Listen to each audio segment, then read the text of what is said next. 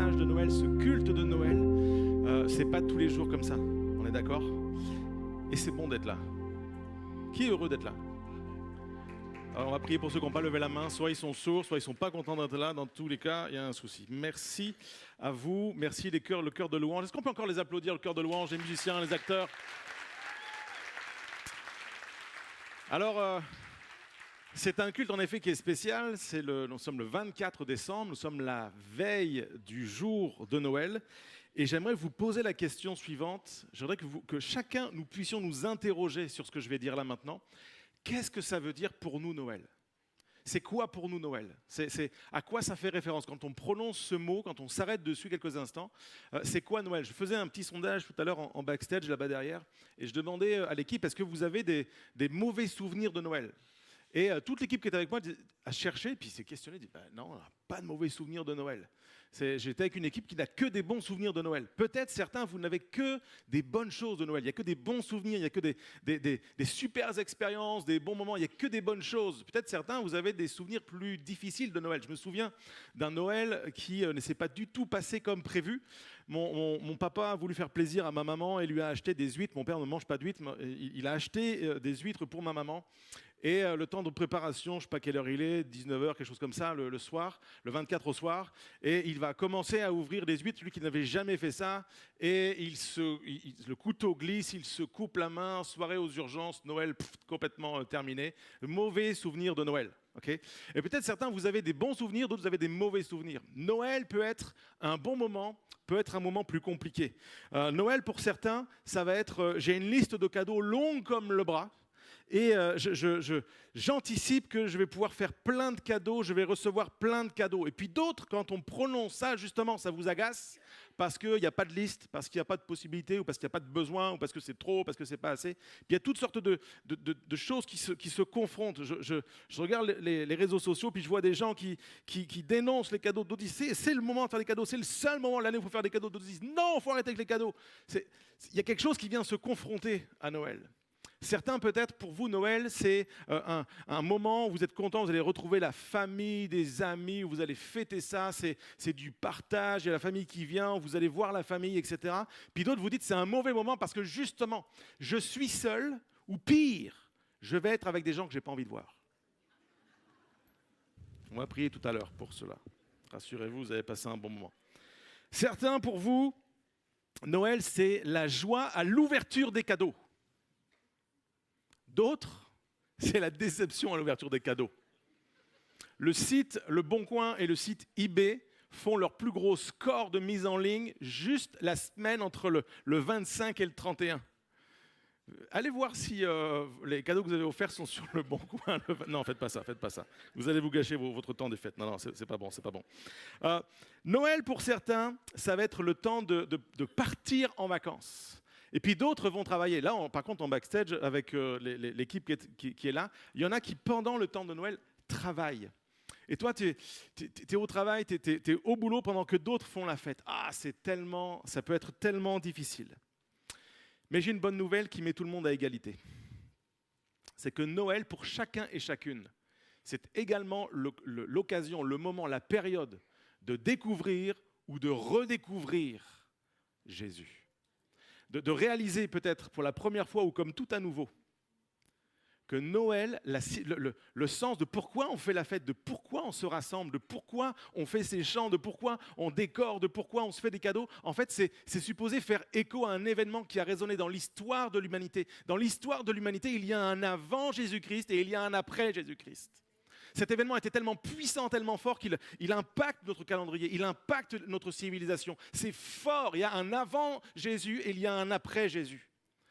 Ce que nous appelons communément Noël, c'est ce moment qui nous permet de nous souvenir, au-delà est-ce que c'est la bonne date, pas la bonne date, c'est pas ça le point, c'est de nous souvenir que Dieu a donné, il a offert, il a fait un cadeau extraordinaire à chacun et chacune, le don de son Fils Jésus-Christ. Est-ce que ça veut dire encore quelque chose pour quelqu'un ici ce matin ? J'écris ceci, le plus beau des cadeaux n'est ni un objet ni un moment, c'est une personne et son nom est Jésus. Je ne sais pas si tu auras un nouvel iPhone, je ne sais pas si tu auras la nouvelle PS5, je ne sais pas si tu auras un bijou, je ne sais pas si les fringues seront à ta taille, je ne sais pas si tu aimeras le goût des chocolats, je ne sais pas tout ça. Mais et croyez-moi, j'aime les cadeaux. j'espère me réjouir en ouvrant les cadeaux. Mais même si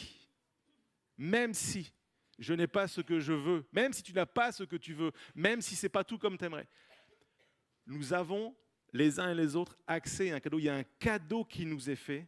Ce cadeau ne s'achète pas, il n'est pas dans un catalogue, il n'est pas sur Internet, il ne sera pas en retard avec Amazon. Il est déjà là, il est accessible à chacun, il porte un nom et son nom c'est Jésus. Quelle grâce, mes amis, de nous souvenir que Jésus est le cadeau de Dieu. Alléluia.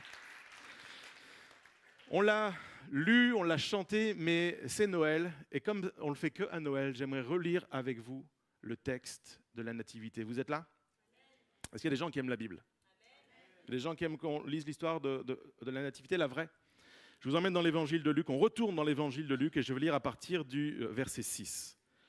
Pendant qu'ils, c'est-à-dire Joseph et Marie, étaient là, à Bethléem, le temps où Marie devait accoucher arriva. Et elle enfanta son fils premier-né. Elle l'emmaillota et le coucha dans une crèche parce qu'il n'y avait pas de place pour eux dans l'hôtellerie. Il y avait dans cette même contrée des bergers qui passaient dans les champs les veilles de la nuit pour garder leurs troupeaux. Et voici un ange du Seigneur leur apparut et la gloire du Seigneur resplendit autour d'eux. Ils furent saisis d'une grande frayeur, mais l'ange leur dit « Ne craignez point car je vous annonce une bonne nouvelle qui sera pour tout le peuple le sujet d'une grande joie. C'est qu'aujourd'hui dans la ville de David, il vous est né un sauveur qui est le Christ, le Seigneur. Et voici à quel signe vous le reconnaîtrez. Vous trouverez un enfant emmailloté et couché dans une crèche. » Et soudain, il se joignit à l'ange une multitude de l'armée céleste, louant Dieu et disant « Gloire à Dieu dans les lieux très hauts et paix sur la terre parmi les hommes qui l'agréent. » Lorsque les anges les eurent quittés pour retourner au ciel, les bergers se dirent les uns aux autres « Allons jusqu'à Bethléem et voyons ce qui est arrivé, ce que le Seigneur nous a fait connaître. » Ils y allèrent en hâte et ils trouvèrent Marie et Joseph et le petit enfant couché dans la crèche. Après l'avoir vu, ils racontèrent tout ce qui leur avait été dit au sujet de ce petit enfant. Tous ceux qui les entendirent furent dans l'étonnement de ce que leur disaient les bergers. Marie gardait toutes ces choses et les repassait dans son cœur, et les bergers s'en retournèrent, glorifiant et louant Dieu pour tout ce qu'ils avaient entendu et vu, et qui était conforme à ce qui leur avait été annoncé. Amen. Le titre de mon message ce matin, c'est Noël, allons à la rencontre de Jésus. C'est l'occasion pour quelqu'un aujourd'hui d'aller à la rencontre de Jésus ou de revenir, de retourner au contact de Jésus. Et j'aimerais vous emmener avec moi dans ce récit parce que quand on le lit et quand on le chante, quand on le met en scène, il y a quelque chose qui ne marche pas. Il y a quelque chose qui est comme bizarre. Je ne sais pas si vous avez une crèche à la maison au pied de votre sapin. D'ailleurs, je ne sais pas si vous avez un sapin. D'ailleurs, je ne sais pas si vous avez une maison. Dans l'environnement où vous habitez, je ne sais pas si vous avez décoré avec une crèche. Mais généralement, je ne sais pas qui a décidé ça, mais l'inventeur des crèches qui nous sont vendues, en fait, on a toujours une espèce de petite cabane en bois, toute mignonne, qui sent bon Noël. Et puis, on a un petit bébé comme ça, les bras ouverts, qui regarde vers le ciel. Et puis, on a un papa comme ça, puis on a une Marie toute couverte, les mains jointes, qui prie au-dessus. Et puis, ça ressemble à ça, les crèches? Bon. Je vous emmène dans la vraie histoire. Vous êtes d'accord? Il y a une maman qui vient d'accoucher. Allô? Il y a quelqu'un? C'est quand la dernière fois que tu es allé à la clinique, à la maternité, et que tu as vu une maman et un papa comme ça au-dessus du berceau, le bébé comme ça qui ne bouge pas, et que ça ne s'est pas passé comme ça? Ça ne s'est pas passé comme ça. On a 2 jeunes adolescents qui viennent de vivre un moment puissamment intense. Ils ne sont pas allés sur YouTube pour voir les tutos de comment on accouche sans douleur dans une crèche. Il n'y avait pas ça. Ce sont 2 jeunes qui, par la loi les oblige, ils doivent se rendre à Bethléem pour aller se faire inscrire. Ils sont obligés de faire le chemin. Ils font la route jusque là-bas. Madame, elle est enceinte jusque là. Elle a peur, c'est son premier enfant. Comment ça va se passer? Est-ce que l'enfant va sortir par là? Est-ce qu'il va sortir par là? Est-ce qu'il va sortir par là? Comment ça va se passer? Est-ce que je vais mourir en accouchant? Et le moment où elle doit accoucher arrive. Oh là là. Pas de place nulle part. Une forme de rejet de la société, des gens. Il n'y a pas de famille à ce moment-là. Il n'y a pas d'amis, tu es tout seul. Toi, tu es dans pleine nuit, le moment arrive. Comment est-ce qu'on va faire? Comment est-ce qu'on va vivre ça? Et puis, Joseph et Marie sont là et ça arrive. Il faut le vivre. Il faut que le bébé passe de là à de là. Il faut qu'il sorte. Et l'enfant sort. Et là, j'imagine une jeune adolescente, un jeune adolescent qui sont émerveillés, fatigués, troublés, mélangés. Et puis qu'est-ce qu'on fait? Il n'y a pas d'infirmière. Où est la sage-femme? Où est le gynécologue, l'obstétricien? Ils sont où le personnel? Personne pour nous, personne pour nous aider, personne pour nous venir en aide, personne pour nous assister dans ce qu'on est en train de vivre, personne pour nous encourager dans ce qu'on est en train de vivre. C'était pas le même Noël que nous, les amis. C'était pas la même chanson, c'était pas la même décoration. C'était pas les guirlandes, c'était pas le sapin, c'était pas tout ça. C'était pas la clémentine, c'était pas le chocolat. C'est une maman qui accouche toute seule dans une étable. C'est ça la vraie histoire. Pouvons-nous juste un instant essayer de nous mettre avec eux dans ce moment, d'entrer avec eux dans ce moment, de dire « Wow, ce jeune couple se retrouve à devoir vivre ça. C'est un événement tellement intense dans la vie d'un jeune couple. L'arrivée d'un bébé. Et pas n'importe lequel, celui duquel il est annoncé que c'est le Fils de Dieu, c'est le Roi des rois. Comment ça se fait que le Roi des rois naisse dans une étable? Moi, je me pose la question, je dis, Dieu, c'est pas possible. Si j'avais été Dieu, mais mon fils, mais chaud, son et lumière, pyrotechnie, tu vas naître dans le plus beau des palais, mon fils. Dans une étable. Pourquoi? Qu'est-ce qui se passe? Pourquoi? Cet enfant va naître là. Et puis les parents sont autour. Et le texte est tellement bizarre. Ça nous raconte ça, un accouchement, le petit bébé emmailloté, les parents. Et c'est comme si la caméra bougeait sans aucune transition pour nous amener avec des gens qui ne sont pas de la famille, qui n'ont rien à voir avec cette histoire, qui n'en ont même jamais entendu parler. Et ça nous parle des bergers. Là, je me dis, j'écris quand même des choses dans la vie. Je me dis, là, quand même, l'art de la transition, il n'y est pas. Là, on est passé d'un monde à l'autre, mais pourquoi? Pourquoi d'un seul coup, tu as un bébé, un jeune couple qui vient d'accoucher, c'est une histoire quand même assez spéciale, assez intense, dans une étable, c'est le Fils de Dieu, et puis poum, derrière, on a la caméra qui passe au berger. Et quand je médite là-dessus, quand je regarde ça, je me dis, mais Seigneur, qu'est-ce que je ne comprends pas dans ce passage? Qu'est-ce que ça veut dire? Alors, on reprend l'histoire. C'est la nuit. Et on parle de berger de nuit. Dans le contexte, les bergers, ce n'est pas un métier glorieux. Ce n'est pas quelque chose de « waouh, on est berger ». Rien à voir. Il n'y a pas de gloire à être berger. Il n'y a pas de perspective. Ce n'est pas une carrière extraordinaire. Il n'y a pas de petit enfant qui rêve à cette époque de dire « moi, un jour, j'aurai mon entreprise de berger ». Ce n'est pas ça. C'est un métier qui est donné à des gens en qui on croit peu. Et en plus de ça, les bergers sont les bergers de nuit. Non, ce n'est pas majoré et tu n'as pas un jour de congé en plus quand tu travailles la nuit à cette époque. Je le dis pour ceux qui disent « c'est bien, ils ne devaient pas le payer ». Pas du tout. En fait, ce métier est plus dangereux la nuit. Il est plus inconfortable parce qu'il fait froid la nuit. Il est plus dangereux parce que tu ne vois pas le danger arriver de loin la nuit. Donc en fait, les bergers qui font leur job là ne sont pas du tout en train d'attendre la naissance d'un petit enfant. Et eux, ils sont pris dans une vie, dans le tourbillon de leur vie, avec tout ce qu'ils doivent faire, tout ce qu'ils doivent penser, tout ce qu'ils doivent gérer, toutes les peurs intérieures, tout le monde de la nuit. Eux, ils sont là-dedans. Et la Bible nous dit, il y a un enfant qui est en train de naître dans une étable, dans des circonstances hallucinantes, et il y a des gens qui sont pris dans la vie normale. Noël, la rencontre de deux mondes extraordinaires. De gens qui se disent, mais ça ne me parle pas, Jésus, la rencontre, pourquoi? Je suis dans ma vie, j'ai d'autres aspirations, je suis prêt avec d'autres trucs, je n'ai pas le temps pour ces choses-là. C'est exactement ce que vivent les bergers. Les bergers sont pris dans leur vie. Et voyez-vous, je crois que nous ressemblons aux bergers. Par certains aspects, nous ressemblons aux bergers. On est pris dans nos activités légitimes, le travail, la famille, les courses, les achats, les choses, les soucis de la vie, les difficultés, les peurs. Et encore une fois, c'est symbolique. Mais ça se passe la nuit. Et peut-être que pour certains, en ce moment, il fait jour, mais dans ton cœur, c'est la nuit. Peut-être qu'en ce moment, ton cœur est une étable. Ça sent pas bon. Ce n'est pas poétique. Il n'y a pas de guirlande. Le cœur n'est pas à la fête. Peut-être qu'en ce moment, c'est la nuit et tu es pris avec les peurs de la nuit, tu es pris avec les peurs de ce qui t'entoure, avec la peur de l'activité, puis comment ça va se passer, puis mon travail, puis ma famille, puis mes enfants, et puis ceci, et puis cela. Peut-être qu'en ce moment,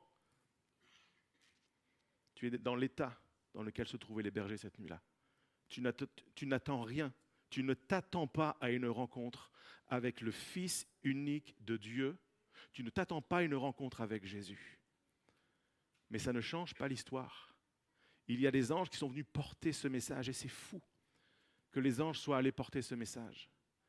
Parce que la logique, c'est le roi des rois, c'est le Fils du Dieu du ciel et de la terre. La logique humaine voudrait que ce message soit d'abord porté aux grands de ce monde, porté aux rois, porté aux gens influents, porté aux gens à la mode, porté aux gens à qui tout réussit, porté aux gens qui sont supposés être intéressés par cette histoire, peut-être des religieux, je ne sais pas. Comment ça se fait que cette histoire me rejoint en ce moment?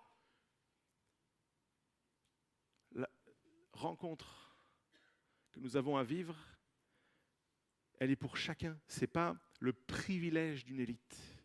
Et cette histoire, l'histoire de Noël, l'histoire de la naissance de Jésus, me parle d'un Dieu qui ne regarde pas à ce qui frappe les yeux, mais qui vient dans la maison de chacun et chacune. Ce n'est pas le Dieu de l'élite, ce n'est pas le Jésus de l'élite, ce n'est pas le Jésus d'une fraction, c'est le Jésus de tous les hommes et les femmes normaux de cette terre, pris dans la vie normale de cette terre, avec les soucis légitimes de cette terre.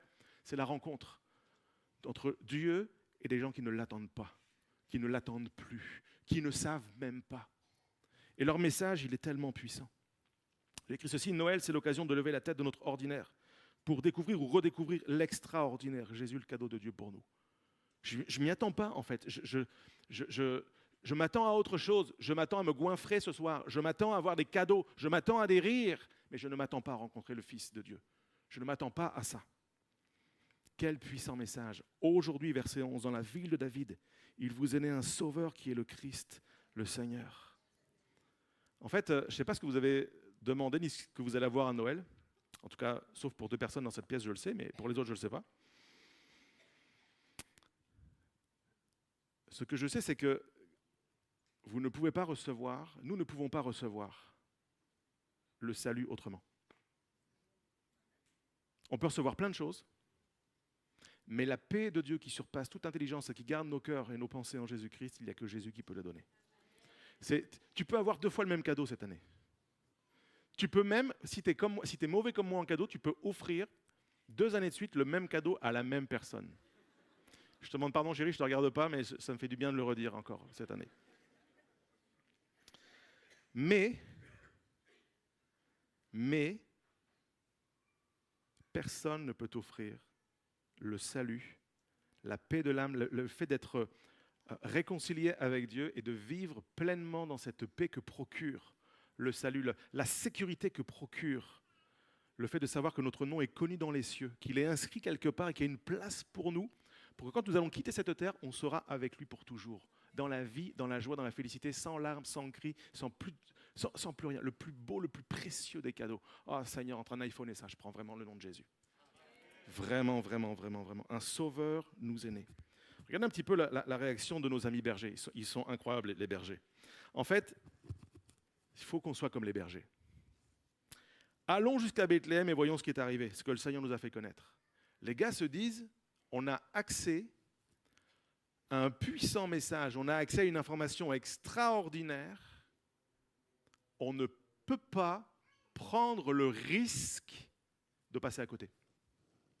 Et je crois, mes amis, que ce matin, c'est la même chose pour nous. Nous ne pouvons pas prendre le risque de passer à côté de cette réalité, de cette naissance, de ce cadeau, de ce message qu'un sauveur nous est né.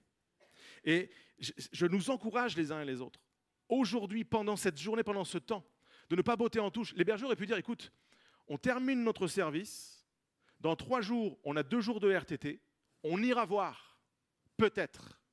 C'est la meilleure façon de passer à côté. Et je crois que ces bergers nous donnent une leçon extraordinaire. Eux qui ne sont pas des gens, des influenceurs le deviennent pour nous. Allons maintenant, tout de suite, aujourd'hui, allons voir à Bethléem. Et la bonne nouvelle, c'est que nous n'avons pas aujourd'hui à aller physiquement de Toulon à Bethléem. Alléluia. C'est Jésus qui est venu. Il est accessible encore pour quelqu'un aujourd'hui. Il est là. Et la rencontre ne se fait pas géographiquement. La rencontre se fait spirituellement. La rencontre se fait en ouvrant notre cœur, en disant « Seigneur, je te connais peu, pas, mais je vais aller à ta rencontre dans ce temps. dans cette journée. Je ne peux pas rater le fait que celui qui me sauve, celui qui me délivre, celui qui me restaure, celui qui m'assure la paix, celui qui me pardonne, je ne peux pas rater le rendez-vous. Quel cadeau puissant! Quelle force dans ce cadeau! Je prie que ce ne soit pas juste comme pour la décoration. On sort le sapin de la crèche, le temps des fêtes. Et après, on range le petit Jésus dans la boîte jusqu'à Noël prochain. Je prie véritablement que cette année, quelque chose se passe. Et que Jésus ne fasse pas qu'une apparition dans notre crèche, mais qu'il vienne vivre dans notre quotidien. J'ai écrit ceci, Noël, c'est la rencontre. La rencontre, ce n'est pas seulement Jésus qui vient vers nous, mais c'est nous qui avons la possibilité de nous approcher de lui. Et non seulement on s'approche de lui, mais on peut vivre avec lui et demeurer pleinement avec lui. Un sauveur nous est né, le Christ, le Seigneur. Si nous pouvons nous approcher de Jésus, c'est parce que Jésus s'est approché de nous. Et c'est ça la beauté, on le voit avec les bergers. Si les bergers peuvent aller à Bethléem et voir le Sauveur, c'est parce que le Sauveur est venu premièrement. Mes amis, nous devons réaliser absolument que si nous pouvons ce matin nous approcher de Jésus, c'est parce que Jésus s'est approché de nous. C'est le sens du message de Noël. Peut-être certains, vous entendez ce message pour la première fois, ou peut-être certains, vous l'avez entendu 1 milliard de fois. Je ne sais pas combien de fois il m'a fallu entendre ce message pour lever la main, répondre à l'appel et m'approcher de Jésus. Mais je me dis, le seul regret que j'ai, c'est de ne pas l'avoir fait plus tôt. Et je me dis, ces bergers nous enseignent quelque chose, c'est que ça vaut la peine d'aller vers Jésus. Ça vaut vraiment la peine de se rendre jusqu'à lui. On ne peut pas laisser passer notre tour. Quelles sont les raisons que nous avons de nous réjouir? C'est une bonne nouvelle, mais pour qui? C'est une nouvelle ou une bonne nouvelle? C'est une fake news ou c'est pas une fake news? C'est quoi cette news? C'est quoi cette nouvelle? Cette nouvelle est juste une nouvelle. En fait, la nouvelle est bonne pour qui la reçoit. Sinon, c'est une nouvelle. Sinon, c'est une information. Et je prie que nous recevions cette information comme un cadeau, comme le plus grand, le plus beau des cadeaux. J'ai écrit ceci, il y a une raison de se réjouir qui surpasse toutes les autres. Jésus est né et il s'est fait connaître à nous. Quelle est la raison qui te procure de la joie aujourd'hui?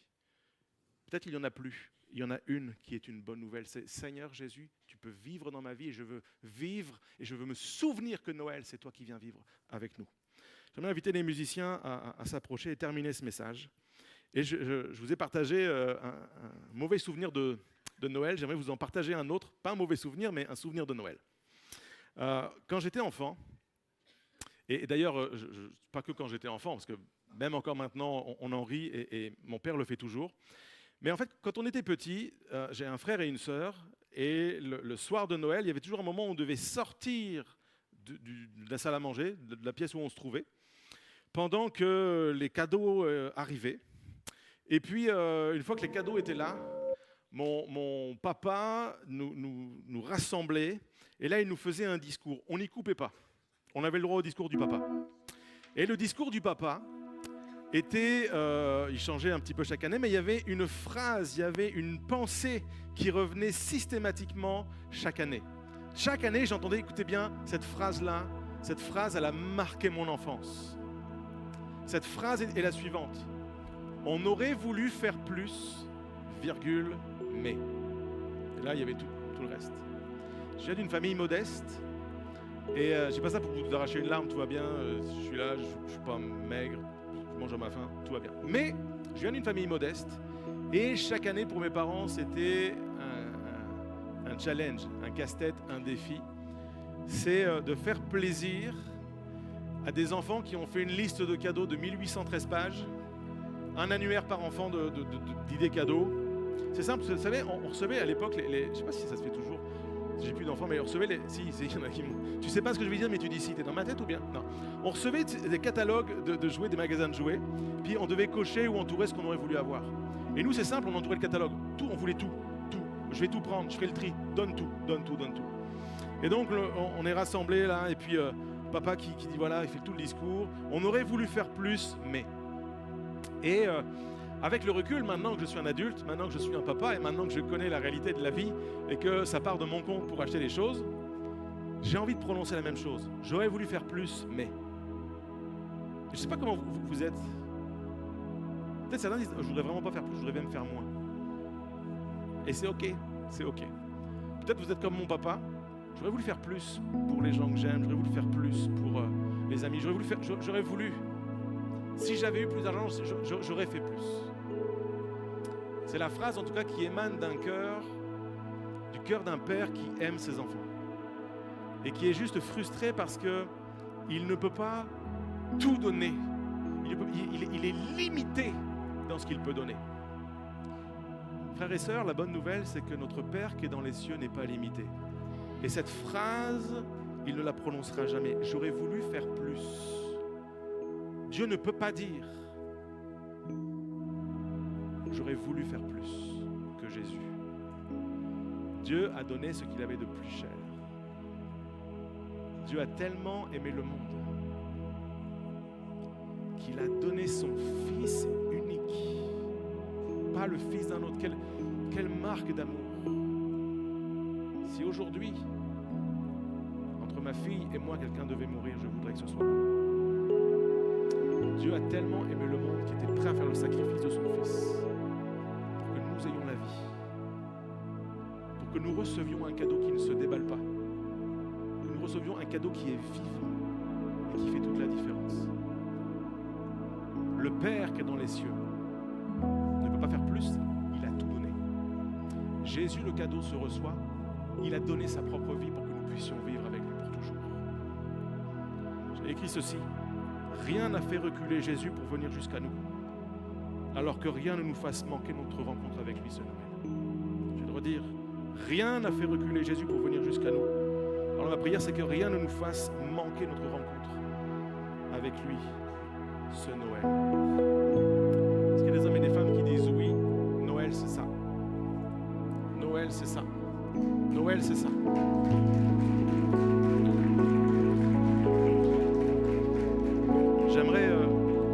J'aimerais bien humblement faire quelque chose. J'aimerais vous inviter à fermer les yeux un instant. Peut-être vous êtes là pour la première fois, l'une des premières fois à l'église. Peut-être vous êtes un habitué de la maison. J'aimerais vraiment en toute simplicité que quelqu'un puisse revivre cette rencontre. Tout le monde a les yeux fermés là. On a nos cœurs en prière. Père, je te prie pour les hommes, les femmes dans ce lieu ce matin, les jeunes gens, les jeunes filles. Seigneur, tu vois celles et ceux qui sont pris dans les affaires de la nuit, ceux qui sont pris dans les activités légitimes de leur quotidien. Tu vois tous les anonymes, tous ceux dont on n'a même pas le prénom, tous ceux qui ne sont pas les grands de ce monde, les grands influents. Seigneur, et je crois que ce qui s'est passé il y a 2000 ans se produit aujourd'hui. Nous venons chanter le message, nous voulons proclamer le message qu'un Sauveur nous est né, qu'un Fils nous est donné. Et Seigneur, je veux ce matin communiquer ce cadeau à qui veut bien le recevoir. Père, tu passes dans les cœurs par ton esprit et tu viens déverrouiller peut-être celui ou celle qui est verrouillé à ce message. Je vais faire un appel maintenant, alors que tout le monde a les yeux fermés. Si quelqu'un dit oui, je veux que Jésus vienne. Je veux que Jésus puisse venir naître dans les tables de mon cœur. Je veux l'accueillir en toute simplicité. Je veux me rendre jusqu'à lui.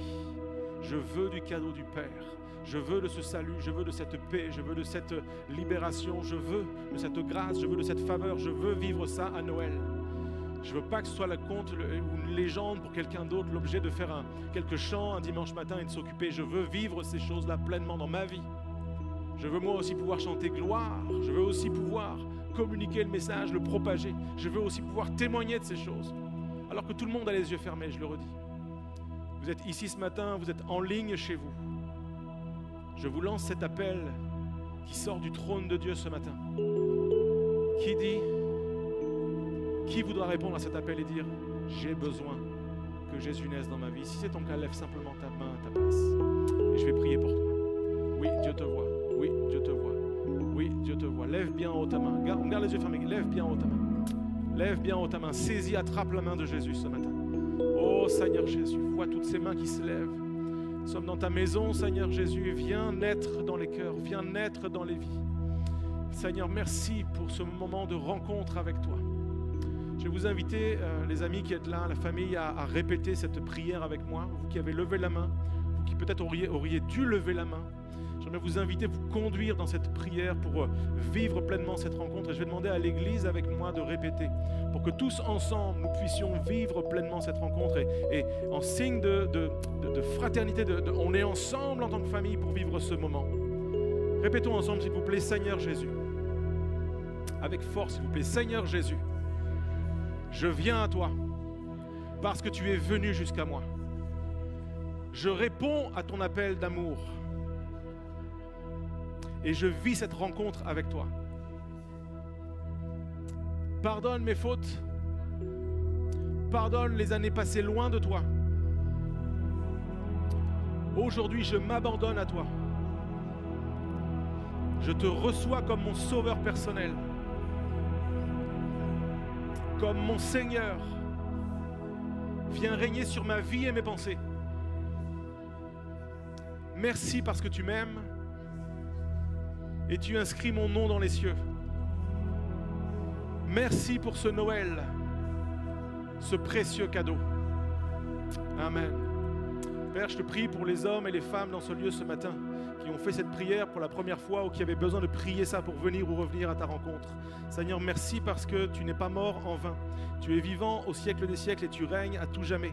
Seigneur, ce matin, nous voulons nous tenir humblement dans ta maison, célébrer celui qui est l'auteur de la vie, celui qui nous a aimés le premier, celui qui est venu pour nous sauver. Nous voulons ce matin, Seigneur, te dire avec force, avec conviction, avec joie, Seigneur, merci pour ton amour manifesté à la croix. Merci pour ton amour manifesté en venant naître, Seigneur, sur cette terre. Merci, mon Jésus, pour qui tu es. Merci pour ta patience, merci pour ta passion. Seigneur, nous voulons célébrer Noël ce matin. Nous voulons célébrer notre Rédempteur, celui qui nous a sauvés. Nous te bénissons, mon Dieu, pour cette nuit merveilleuse où tu t'es fait connaître à des gens simples comme nous et où tu as aimé des gens simples comme nous qui ne t'attendaient pas, qui ne t'aimaient pas, qui ne soupiraient pas après toi, mais tu es venu jusqu'à nous. Alors merci, Père, que ton nom soit glorifié. Viens sceller, Saint-Esprit, maintenant dans les cœurs les décisions qui ont été prises. Viens te glorifier à tout jamais, Seigneur, que personne ne laisse tomber ce qu'il a reçu aujourd'hui de ce cadeau. Nous te prions, Père, dans le nom de Jésus-Christ de Nazareth. Et toutes les personnes qui le croient disent ce matin, un grand et puissant Amen. Amen.